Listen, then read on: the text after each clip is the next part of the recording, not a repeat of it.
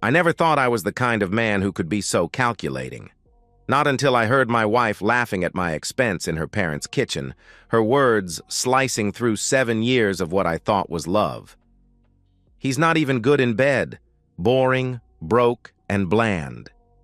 That's how my wife Lena described me to her family that night. The man who had worked 60-hour weeks for her dreams. The man who skipped vacations to fund her artistic breakthroughs. The man who paid for her unemployed brother to live in our home. That night changed everything, not with a bang, but with laughter at my expense. And while they laughed, I began to plot. Family dinners at the Michaels house always followed the same pattern. Lena's mother would overcook the meat, her father would drink too much wine, and her brother Max would show up late with some excuse about traffic or a networking opportunity that had kept him. I would smile politely through it all, playing the role of dutiful son-in-law, the reliable foundation upon which their daughter had built her life. That Sunday was no different on the surface. I sat through the usual interrogation about my work at the investment firm, why I hadn't been promoted yet, and whether we were finally ready to give them grandchildren.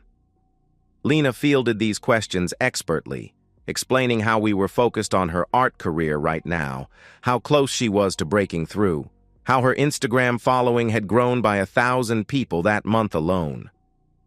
"Adam understands," she said, patting my hand with practiced affection. "He knows what we're building together." My phone buzzed in my pocket. Work, most likely. I excused myself to take the call in the hallway, a welcome reprieve from the stuffy dining room. It was indeed work. A client with a last-minute question about fund allocation. I handled it quickly, already dreading returning to the table. That's when I heard them in the kitchen, where Lena and her mother were supposedly getting dessert. Their voices carried through the partially open door. "Honestly, Mom, I don't know how much longer I can keep this up," Lena was saying. "He's not even good in bed. Boring, broke, and bland. If it wasn't for his job, I'd have left him ages ago. Max pays more attention to me than he does, and he doesn't even pay rent." The room erupted in laughter. Her mother's voice chimed in next. "Well, you always did prefer the passionate types. I remember that trainer of yours making eyes at you last Christmas. What was his name again?" "Chris," her brother Max supplied, and I realized they were all in there, the entire family laughing at my expense. "Tanya's husband. Man, if she only knew." More laughter. I should have felt something. Rage, maybe. Humiliation. Instead, a cold calm settled over me. I took a deep breath, straightened my tie, and walked back into the kitchen like nothing had happened. "Dessert almost ready?" I asked with a practiced smile. Their faces betrayed nothing. No guilt, no shame, not even the decency to look uncomfortable at my presence. Lena simply handed me a plate of apple pie with a generous scoop of vanilla ice cream, my favorite, she always remembered that, and led the way back to the dining room. That night, as Lena slept peacefully beside me, I stared at the ceiling and made a decision. I wouldn't confront her. I wouldn't rage or beg or try to save what was clearly unsalvageable. No, I would simply disappear. But not before ensuring she understood the consequences of her betrayal. I didn't sleep that night. I plotted. The following month was my finest acting performance. I was attentive, loving, even spontaneous, qualities Lena had often complained I lacked. I brought her flowers on random weekdays, listened intently to her stories about gallery meetings and art supply shopping trips, and never once questioned why her studio sessions now regularly extended until 9 or 10 at night. "You seem different lately," she remarked one evening as we sat on the couch, my arm draped casually around her shoulders. "More present." "Just realized what's important," I replied, kissing her forehead. "You're important, Lena. Your happiness matters to me." She seemed pleased by this, nestling closer. "I've been thinking about getting that fitness watch I showed you. The one that tracks everything? My followers would love seeing my fitness journey alongside my art posts." I think that's a great idea, I said, already calculating how such a device might serve my purposes. In fact, I might just surprise you. 3 days later, I presented her with the top-of-the-line model, complete with GPS tracking, heart rate monitoring, and automatic cloud syncing capabilities. She squealed with delight, wrapping her arms around my neck. It even connects to our home cloud, I explained, helping her set it up. So you won't lose any of your data if the watch breaks or gets lost. You think of everything, she said, kissing me gratefully. This is going to be perfect for tracking my runs with Chris. Chris, her personal trainer, Tanya's husband. I nodded encouragingly. I'm glad you're focusing on your health. Maybe I should join you sometime. Oh, these are specialized sessions, she replied quickly. Besides, you hate running. True enough, I conceded, watching as she immediately opened Instagram to share photos of her new gift. The perfect husband supporting his wife's wellness journey. If only her followers knew. The watch was just the beginning. Over the next few weeks, I began methodically preparing for my exit. I worked remotely on Wednesdays and Fridays, days when Lena believed I was at the office and thus spent longer at the studio. While she was gone, I cataloged our assets, made copies of important documents, and slowly began transferring money from our joint account into an offshore account I'd established years ago for a wealthy client who had since passed away. The account had remained dormant, its existence known only to me and the bank's compliance officer who owed me a favor.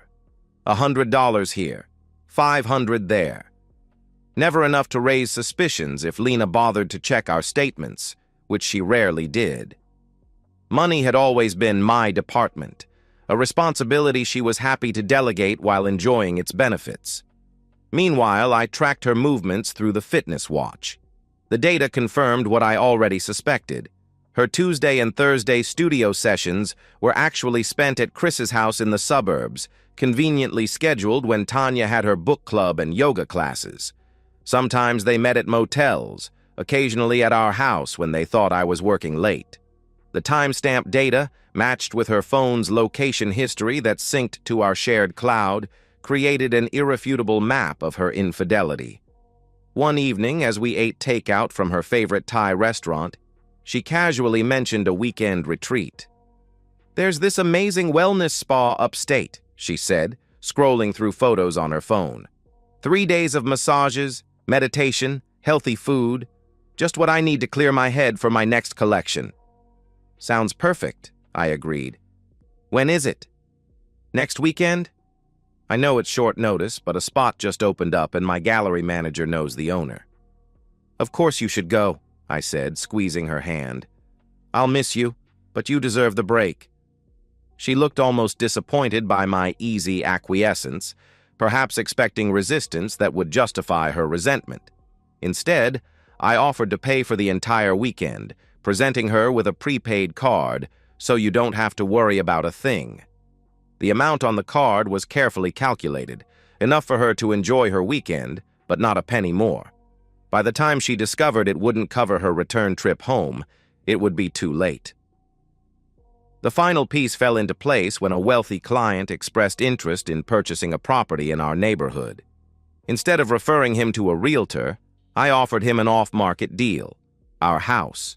The property was solely in my name, a fact Lena had never questioned when we purchased it early in our marriage, before her artistic awakening made such practical concerns beneath her. My wife and I are looking to downsize, I explained smoothly. We'd prefer a quick, quiet sale with minimal disruption.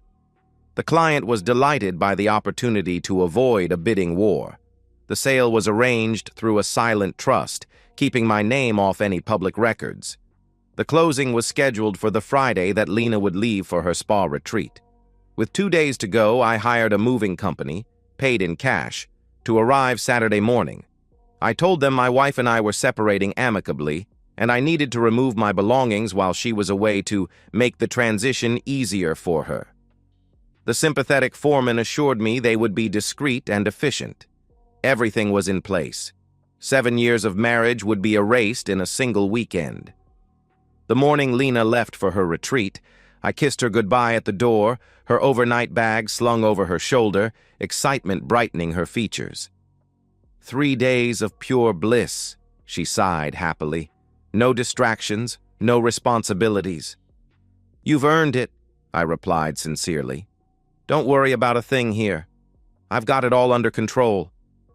If she detected any double meaning in my words, she didn't show it. Her rideshare arrived, and she was gone with a final wave and blown kiss. I watched until the car disappeared around the corner, then immediately got to work. First, I drove to a shipping store and sent a carefully prepared package to Tanya's workplace, a boutique marketing firm where she was a senior account manager. Inside was a USB drive containing all the evidence I'd gathered: GPS data from Lena's fitness watch, timestamps showing her location history, photos she'd taken with Chris that had automatically uploaded to our cloud storage, and screenshots of text messages I'd secretly captured from her phone while she showered. I included a letter. Tanya, I'm sorry you had to find out this way. You deserved better. We both did. I don't know how long this has been going on or how deeply it runs, but the enclosed evidence speaks for itself. I wanted you to have this information before I'm gone. What you do with it is entirely your choice. Our spouses have betrayed us in the worst possible way. They've made fools of us, laughing behind our backs while we work to give them the lives they claim to want. I won't be confronting Lena. By the time you receive this, I will have already disappeared from her life. I'm not telling you what to do, but I thought you deserved to know the truth. Take care of yourself.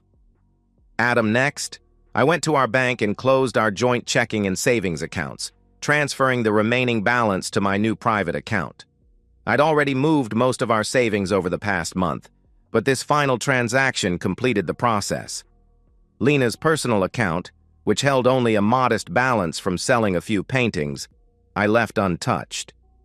I wasn't legally entitled to that money, and unlike her, I wasn't a thief. The house closing went smoothly. By 3 o'clock, I was no longer a homeowner, and a substantial sum had been deposited into my private account.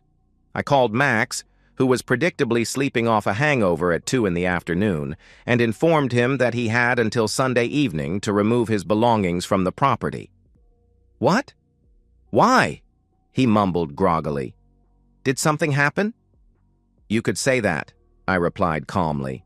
I've sold the house. The new owners take possession Monday morning. You sold the... Does Lena know about this? Lena will know everything soon enough. For now, I suggest you start packing. Anything left behind after Sunday will be disposed of. I hung up before he could respond, imagining his panic as he tried to reach his sister, who would be deep into her wellness experience by now, unreachable except for emergencies. And even then, the prepaid card I'd given her wouldn't cover any early departure fees. Saturday morning, the movers arrived. I had them pack only select items: my clothes, my books, my personal electronics, and a few sentimental items that predated my relationship with Lena. The furniture, kitchen items, decorative pieces Lena had so painstakingly selected all remained. They would be the new owner's problem come Monday. By Saturday afternoon, my possessions were safely transported to a sleek downtown apartment I'd leased the previous week, a modern one-bedroom with floor-to-ceiling windows and a view of the city that Lena would have loved to paint. The irony wasn't lost on me. I spent Saturday night and all of Sunday methodically erasing Lena from my life. I changed my phone number, email addresses, and all social media accounts. I informed my workplace of my new contact information, citing a personal situation that required discretion. My boss, who had always respected my privacy, asked no questions. I contacted all necessary entities, utility companies, subscription services, insurance providers. Anywhere Lena's name appeared alongside mine, I removed it. By Sunday evening, I had systematically untangled our lives. Then I waited. I didn't witness the aftermath firsthand, but pieces filtered back to me through mutual acquaintances and the inevitable social media storm. Tanya, it seemed, had chosen a spectacularly public venue for her confrontation. Rachel Wilson's baby shower on Sunday afternoon, attended by nearly every woman in their social circle. Lena, still blissfully unaware at her spa retreat, was the only notable absence. According to reports, Tanya arrived late, looking composed but determined. She waited until gift opening time, then stood up and apologized to Rachel for what she was about to do.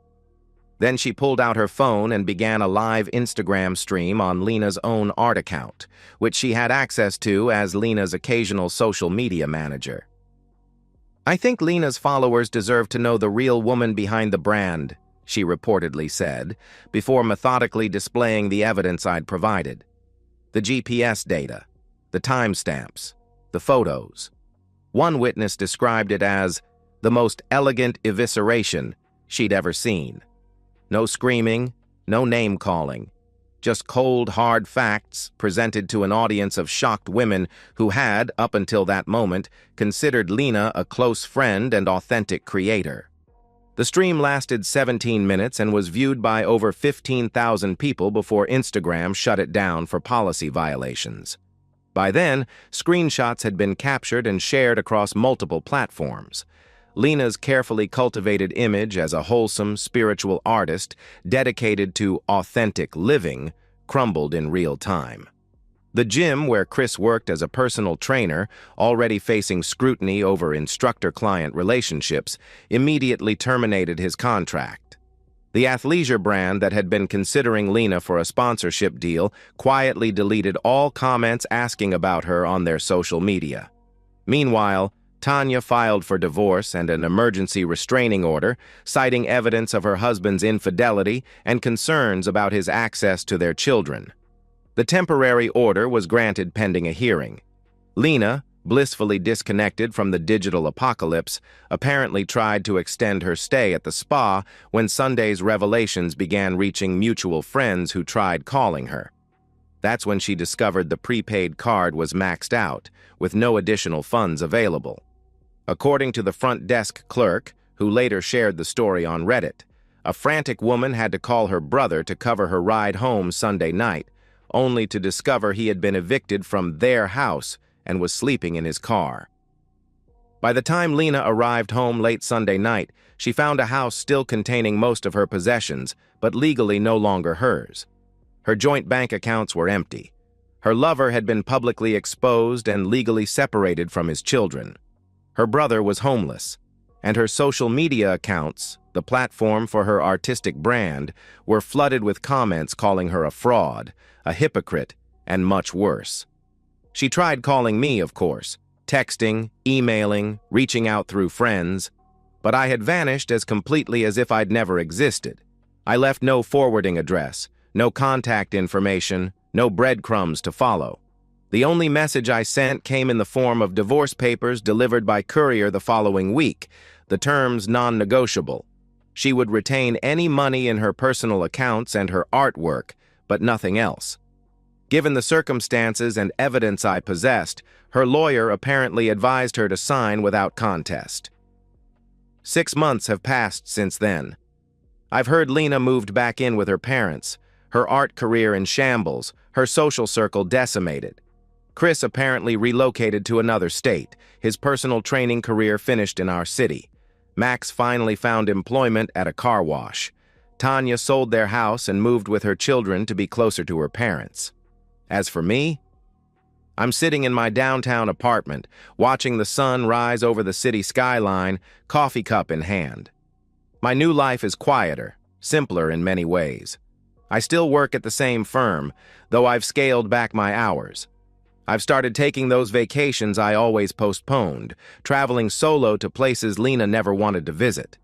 Sometimes people ask if I'm angry, if I regret not confronting her directly, not giving her a chance to explain or apologize. But what would have been the point? Words were never Lena's problem. She had plenty of those, carefully chosen and expertly delivered. It was her actions that revealed the truth. I never raised my voice, never called her names, never even told her I knew about her betrayal. I simply left, methodically, thoroughly, irreversibly. The greatest revenge wasn't in what I took from her, the money, the house, the stability. It wasn't even in the public humiliation, though that was a consequence she brought upon herself. No, the greatest revenge was in never giving her the satisfaction of a confrontation, a dramatic scene where she could cast herself as misunderstood or repentant. I denied her the closure she needed to rewrite our story. In her version, I would have been the controlling husband, the boring partner she had outgrown, the man who couldn't handle her success or independence. My silence prevented that narrative. Instead, I left her with the unvarnished truth. She gambled everything on the belief that I was exactly what she described to her family that night: boring, bland, and easily manipulated. She never imagined I could orchestrate an exit so complete, so devastating in its quietness. Sometimes the most powerful statement is the one left unsaid. I didn't need to scream to make my departure felt. The empty space I left behind spoke volumes. I take another sip of my coffee, watching as the morning light transforms the city below. For the first time in 7 years, I'm finally living on my own terms. And while I can't say I'm happy, not yet, I am at peace. Some betrayals can never be forgiven. Some wounds never fully heal. But I've learned something valuable from this experience. Loyalty matters, not because others deserve it, but because it defines who we are. Lena showed me who she was that night in her parents' kitchen. And in the months that followed, I showed her who I am. A man of few words but decisive action. A man who doesn't need to raise his voice to be heard. A man who understands that sometimes the most devastating response to disrespect isn't confrontation, but absence. I finish my coffee and set the cup aside, ready to begin another day in this new life I've built. Outside, the city hums with possibility. I open the balcony door and step out into the morning air, breathing deeply. The view from here is better than I ever imagined. And that's the end of today's story. If you enjoyed it, please give this video a thumbs up and drop a comment below. Your support helps the algorithm push my content further. If you're new to the channel, don't forget to hit that subscribe button. It really helps me keep creating more stories for you. Thanks for watching, and I'll see you in the next one.